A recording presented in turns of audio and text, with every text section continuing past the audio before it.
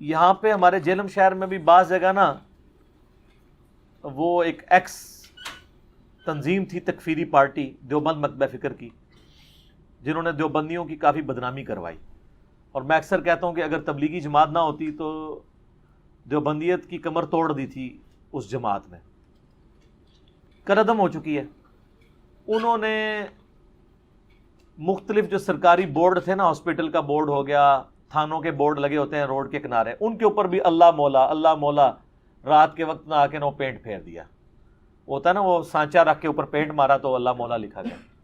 پہلی تو بات یہ ہے کہ یہ بالکل حرام ہے کہ آپ کسی کی اجازت کے بغیر اس کی دیوار کے اوپر کوئی اس طرح کا کلمہ جا کے لکھتے ہیں، چاہے کلمہ اسلام بھی لکھیں، یہ حقوق العباد کا مسئلہ ہے۔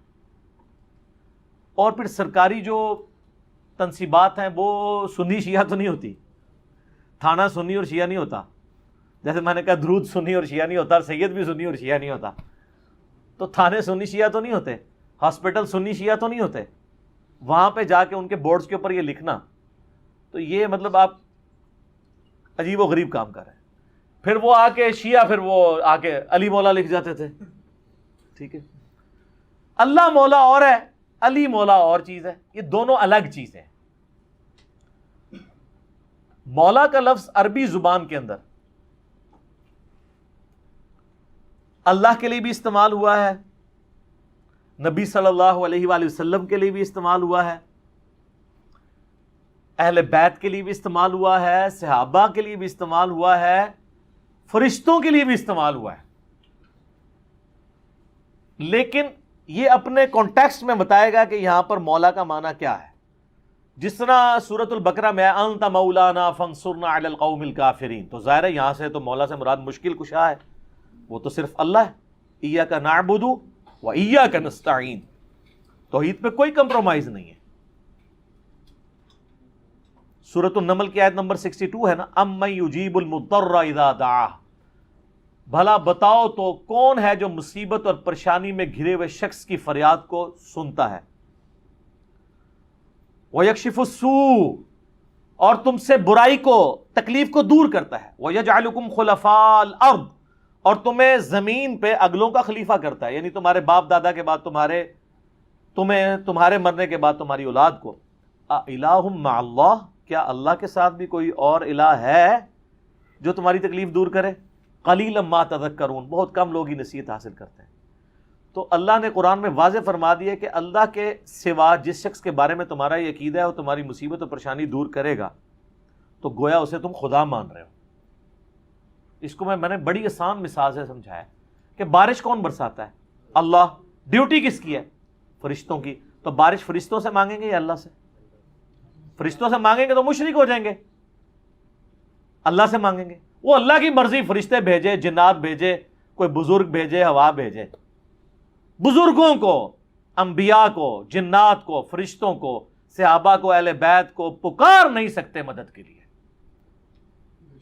ایاک نعبد و ایاک نستعین، ظاہری امداد ضرور کریں، وتعاونوا علی البر والتقوی ولا تعاونوا علی الاثم والعدوان، نیکی پرہیزگاری کے کاموں میں ایک دوسرے کی مدد کرو، برائی میں نہ کرو۔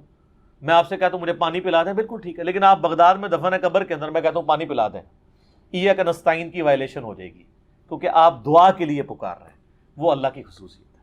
یہ ہے اللہ مولا، تو یہ تو بہت سینسٹیو ایشو ہے۔ یہ مولا کوئی بھی نہیں ہے جو اللہ مولا ہے، مددگار، مشکل کشا، حاجت روا۔ ایک مولا کا معنی ہے دلی محبوب، جس سے آپ اعلیٰ درجے کی محبت کرتے ہیں، تو وہ تو پھر سارے ہی ہیں، ٹاپ آف دا لسٹ نبی صلی اللہ علیہ وآلہ وسلم۔ اسی لیے ہم درود شریف کیا کہتے ہیں؟ اللہم صلی علی سیدنا و مولانا محمد، اے اللہ ہمارے آقا اور ہمارے مولا کو درود بھیج۔ حتیٰ کہ قرآن حکیم میں اللہ تعالیٰ نے سورہ التحریم کی آیت نمبر 4 میں آپ دیکھیں کہ نبی صلی اللہ علیہ وآلہ وسلم کو تسلی دیتے ہوئے کیا ارشاد فرمایا ہے۔ اللہ تعالیٰ فرماتا ہے کہ فَإِنَّ اللَّهَ هُوَ مَوْلَاهُ، نبی علیہ السلام کا تو مولا ہیں اللہ و جبریل اور جبریل و صالح المؤمنین اور سارے صحابہ بھی، والملائکۃ بعد ذلک ظہیر، اور فرشتے بھی اس کے بعد ان کے مددگار ہیں۔ یہاں پہ مولا مددگار کے معنوں میں آیا ہے، لیکن کون سی مدد؟ جو اللہ کی اذن سے، اس کی اجازت سے آتی ہے۔ اور وہ کیا؟ اللہ نے فرمایا کہ نبی علیہ السلام کو اللہ نے جانسار صحابہ دیے ہیں، تو وہ جو صحابہ مددگار ہیں وہ اللہ کی وجہ سے۔ لیکن یہ نہیں ہوا کہ کوئی صحابی فوت ہو گیا تو حضور اسے مدد کے لیے پکار رہے ہوں، کہ غزوہ احد میں حضرت حمزہ شہید ہوئے ہیں تو آپ خندق میں کہہ رہے ہو المدد یا حمزہ، یا خیبر میں پکار رہے ہو۔ خیبر میں اسی کو بلایا جو سامنے موجود تھا، مولا علی۔ مرے ہوں کو نہیں پکارنا، اس طرح کی مدد تو آپ کریں گے، وہ ظاہری اسباب میں آتی ہے۔ فرشتے، قرآن حکیم میں آیا کہ اللہ کی طرف سے غزوہ احد اور بدر میں سورۃ الانفال میں آتا ہے مدد کے لیے اترے، لیکن کبھی حضور نے کہا المدد یا جبرائیل، المدد یا میکائیل، نہیں، اللہ کو پکارا۔ اللہ نے پھر ڈیوٹی لگائی، تو جبرائیل بھی مولا نبی علیہ السلام کے، صحابہ کو آپ نے آپ کی ہاتھ مضبوط کیے، صحابہ بھی مولا، مددگار بھی، لیکن ظاہری اسباب میں، فرشتے بھی۔ تو قرآن میں لکھا ہے مولا زیادہ ہو سکتے ہیں۔ وہ جو مسلم شریف سے حدیث پیش کرتے ہیں نا کہ نبی علیہ السلام نے کہا کہ کسی کو سید اور مولا نہ کہو، اس حدیث کو پورا پڑھیں، وہ اللہ کے کانٹیکسٹ میں کہا ہے، انہی حدیث میں اجازت ہے کہ اگر وہ اللہ والا کنسیپٹ نہ ہو تو آپ کہہ سکتے ہیں۔ تیسرا مولا کا معنی ہے ایسے غلام کے لیے بھی مولا کا لفظ استعمال کیا جاتا تھا جس کو اس کا آقا آزاد کرتے ہیں، جیسے حضرت سفینہ کو کیا کہا جاتا ہے؟ مولا رسول اللہ صلی اللہ علیہ وآلہ وسلم۔ حضرت ثوبان مولا رسول اللہ صلی اللہ علیہ وآلہ وسلم۔ حضرت زید ابن حارثہ مولا رسول اللہ صلی اللہ علیہ وآلہ وسلم۔ یعنی یہ اتنے محبوب تھے نبی علیہ السلام کو کہ آپ نے ان کو آزاد کر دیا، غلام کو۔ وہ کہتے ہیں نہیں، مولا علی والی حدیثیں علی بیان کرتا ہے، باقی صحابہ کو بھی مولا کہا ہے، حضرت زید کو، اور وہ والا مولا نہیں کہا ہوا کہ من کنت مولا ہوں فہذا علی مولا ہوں۔ وہ میں نہ تے ہوں آنا ہے، وہ عزم کرنا، میں آستہ تھا تو عزم کرا رہے ہیں، سارے معنی بتاؤں گا۔ وہ جس طرح وہ میاں محمد بخش صاحب کا وہ شعر ہے نا، جس محمد لوکی کلمہ پڑھ دے وہ محمد اور، کیونکہ انہوں نے اپنے شاعری میں نا اپنا نام رکھا ہوا تھا محمد، تو جب وہ شعر آتا تھا تو ادھر بھی کئی لوگ سیف الملوک سن رہے ہوتے ہیں تو محمد آتا ہے تو وہ انگوٹھے بھی چوم رہے ہوتے ہیں، وہ حالانکہ محمد بخش ہے وہ محمد۔ پھر انہوں نے شعر بھی حالانکہ کہہ کے گئے، ان کو ابھی تک نہیں پتا چلا۔ تو وہ شعر میں وہ کہتے ہیں جس محمد لوکی کلمہ پڑھ دے وہ محمد اور تے میں محمد اور تے پائی جی زید ابن جو حارثہ علی مولا اور تے مولا علی علی مولا اور، ٹھیک ہے، صرف الفاظ کے برابر ہونے سے باتیں ایک جیسی نہیں ہو جاتی۔ تو یہ والا مولا کا لفظ بھی استعمال ہوتا ہے۔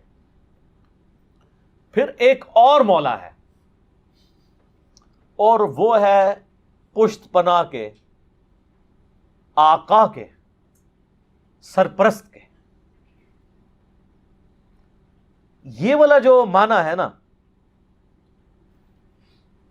یہ سب سے پہلے جس پہ فٹ ہوتا ہے نا، وہ ہمارے امام اعظم محمد رسول اللہ ہے صلی اللہ علیہ وآلہ وسلم۔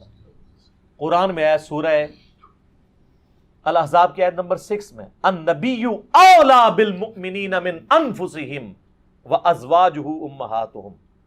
نبی علیہ السلام اولا ہیں، مومنین کی جانوں پر ان سے بڑھ کر حق رکھتے ہیں، مومنین کے سرپرست ہیں، اور نبی کی بیویاں امت کی مائیں ہیں۔ تو سرپرستی کے معنوں میں، آقا کے معنوں میں مولا نبی صلی اللہ علیہ وآلہ وسلم پہلے نمبر پہ۔ حتیٰ کہ بخاری اور مسلم میں حدیث ہے کہ ایک مقروض کا جنازہ لایا گیا تو نبی علیہ السلام فرمایا کہ میں مقروض کا جنازہ نہیں پڑھوں گا، تم پڑھ لو۔ پھر ایک شخص کھڑا ہوا، اس نے کہا رسول اللہ میں اس کا قرضہ ادا کروں گا، تو آپ علیہ السلام نے پھر جنازہ پڑھا دیا۔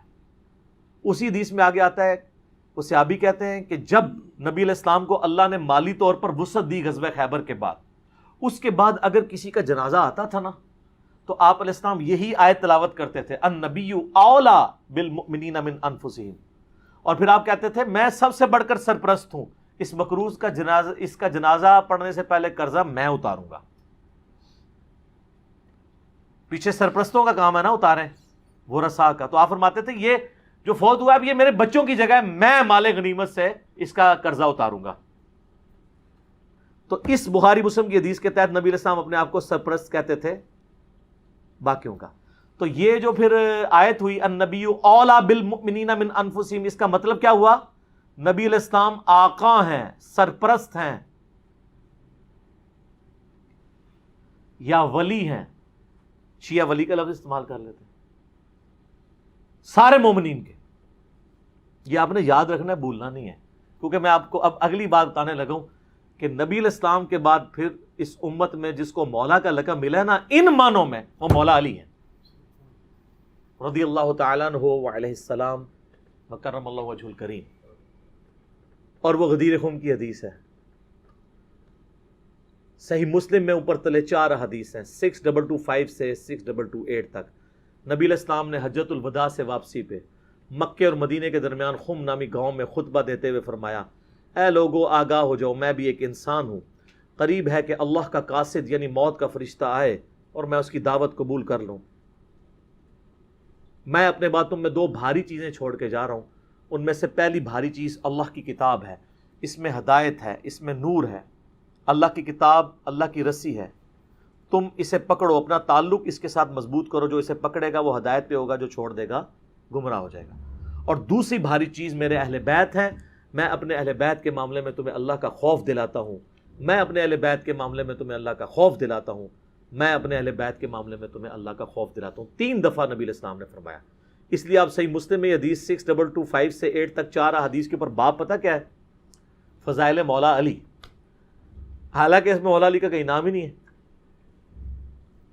وہ اس لیے کہ مسلم شریف جب جن لوگوں نے اس کے اوپر تبویب کی، باب باندھے، امام نووی کو پتہ تھا یہ کس موقع پہ آپ علیہ السلام نے فرمایا ہے، وہاں کون تھا، وہ آپ کو ڈیٹیل حدیث پھر ملے گی. جامعہ ترمذی میں اس کا ایک حصہ ڈیٹیل پوری ملے گی، سنن نسائی الکبریٰ کے اندر، المستدرک للحاکم کے اندر، مسند امام احمد میں، اور مشکات میں بھی آپ کو 30 جلد میں ملے گا کہ نبی علیہ السلام نے اس موقع پہ جب یہ فرمایا نا، تو آپ علیہ السلام نے مولا علی کو بلا کے اپنے ساتھ کھڑا کر کے اپنا ہاتھ ان کے ہاتھ کے اوپر رکھ کے یوں صحابہ میں بلند کر کے کہا، من کنت مولہ فہذا علی مولہ.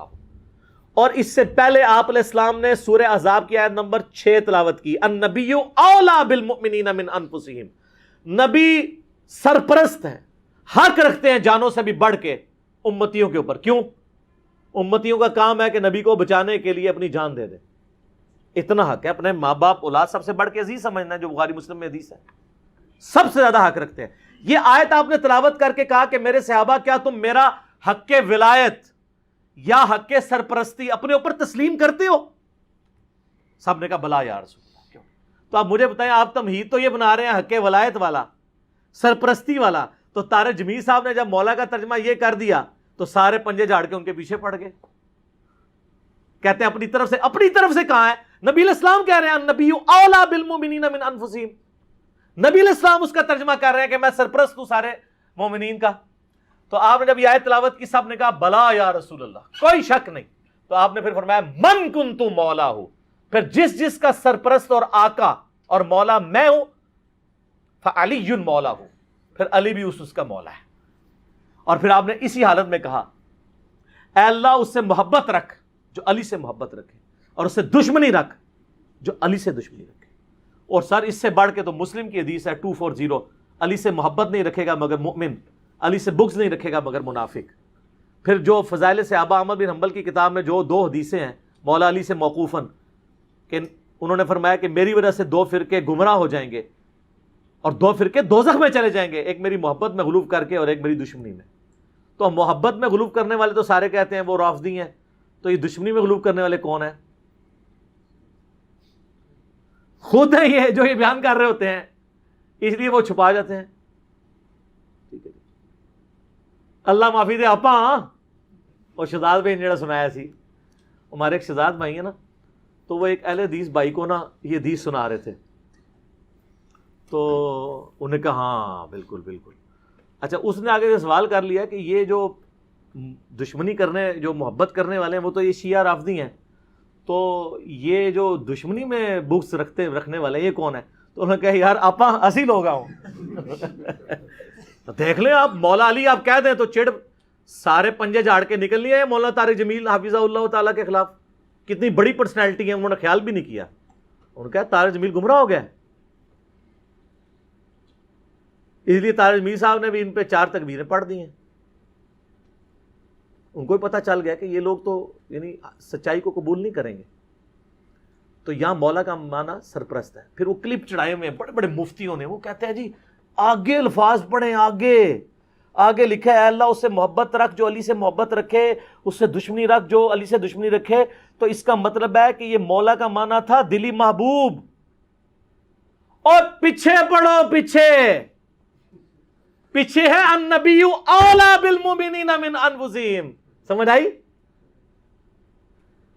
جیسے وہ بریلوی کہتے ہیں اگے پڑھو, اگے صراط الذین انعمت علیہم.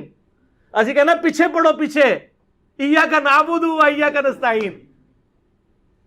قبراں نو منگنے والے نہیں, اللہ کو منگنے والے. اور اس دن صراط المستقیم, سیدھا راستہ نبی الاسلام کا. تو کچھ اگوں پڑھ دینے, کچھ پیچھوں پڑھ دینے. سٹارٹ یہ حدیث سے ہوئی ہے النبی اولا بالمؤمنین من انفسہم وازواجہ امہاتہم. سر یہ جو باتیں میں کر رہا ہوں انشاءاللہ یہ میرے جب کلپ چڑھ رہے ہیں نا, قیامت تک کے لیے ان کے منہ بند ہو جائیں گے جو انہوں نے کلپ چڑھائے ہوئے ہیں جی, اور مولا کا یہ معنی نہیں وہ ہے. سارے معنی میں نے بیان کر دیے. اب لوگ خود فیصلہ کریں گے کہ یہاں پہ مولا کا معنی کیا ہے جب یہ آیت پڑھی جا رہی ہو النبی اولا بالمؤمنین من انفسہم. اور بلکہ مسند احمد میں الفاظ ہیں, ہمارے نزدیک تو وہ والا حصہ ضعیف ہے, لیکن کتنے محدثین ہیں جو اس کو صحیح سمجھتے ہیں انکلوڈنگ بریلوی دیوبندیوں کے بزرگ, کہ جب نبی اسلام نے یہ فرمایا تو سیدنا عمر نے آ کے حضرت علی کو کہا کہ آپ کو مبارک ہو, آپ تو سارے مومنین کے مولا بن گئے ہیں. تو حضرت عمر جب یہ کہہ رہے تھے کہ آپ کو مبارک ہو آپ مولا بن گئے ہیں, تو حضرت عمر کو بھی پتا تھا میں مولا ہوں. تو حضرت علی کو کہنا چاہیے تھا کہ یار مولا تو تم بھی ہو, سارے صحابہ سے محبت رکھنی چاہیے. حضرت عمر خود مولا نہیں تھے کیا تھے؟ تو وہ علی کو کیوں کہہ رہے ہیں کہ مبارک ہو آپ تو سب کے مولا بن گئے. اور سر وہ یہی والے مولا بنے, النبی اولا بالمؤمنین من انفسہم وازواجہ امہاتہم. تو یہ اکثر کہتے ہیں کہ جی وہ علی مولا کہنے سے وہ جو ہے نا پھر وہ اس طرف لوگ چل پڑیں گے. تو سر وہ تو آپ اللہم صلی علی سیدنا و مولانا محمد پڑھیں گے تو وہاں تو مولا نہ ہے جو قرآن میں ہے انت مولانا فانصرنا علی القوم الکافرین. تو آپ دروشی میں مولانا پڑھنا چھوڑ دیں گے. تو دیکھیں آپ اہل بیت کی دشمنی انسان کو کہاں تک لے جاتی ہے کہ آپ کو پھر بہت کچھ چھوڑنا پڑ جاتا ہے. تو بہتر یہ ہے کہ آپ صبح و شام تسبیحہ نکالا کریں, صرف ایک دفعہ کہہ لیا کریں کیا نہ میں وہابی نہ میں بابی, میں ہوں مسلم علمی کتابی. نہ ہم سو کالڈ وہابی ہیں, کوئی علمی بات کرے اسے وہابی کی گالی دے دیتے ہیں, اپنے زوم میں سے گالی سمجھتے ہیں. اور نہ ہم بابوں کا دفاع کرنے والے بابی ہیں, ہم علمی کتابی ہیں. تو مولا علی ہمارے مولا ہیں جی, اور انشاءاللہ ہمیں قیامت والے دن مولا علی کے ساتھ ہماری دعا ہے اللہ تعالیٰ ہمیں ان کے ساتھ محشور فرمائے, اہل بیت کے ساتھ محشور کرے, اور مولا علی کے دشمنوں کو, ان سے بغض رکھنے والوں کو آل امیہ کے ساتھ محشور کرے جن کی وہ طرفداری کر رہے ہوتے ہیں.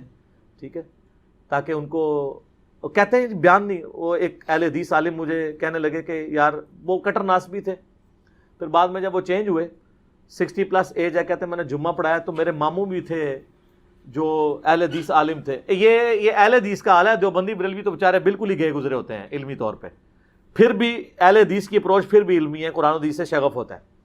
تو کہتے ہیں میں نے پہلی دفعہ زندگی میں محرم کا جمعہ فضائل اہل بیت پہ پڑھایا, تو کہتے ہیں اس میں میں نے حدیث بیان کر دی کہ علی سے محبت نہیں رکھے گا مگر مؤمن, علی سے بغض نہیں رکھے گا مگر منافق.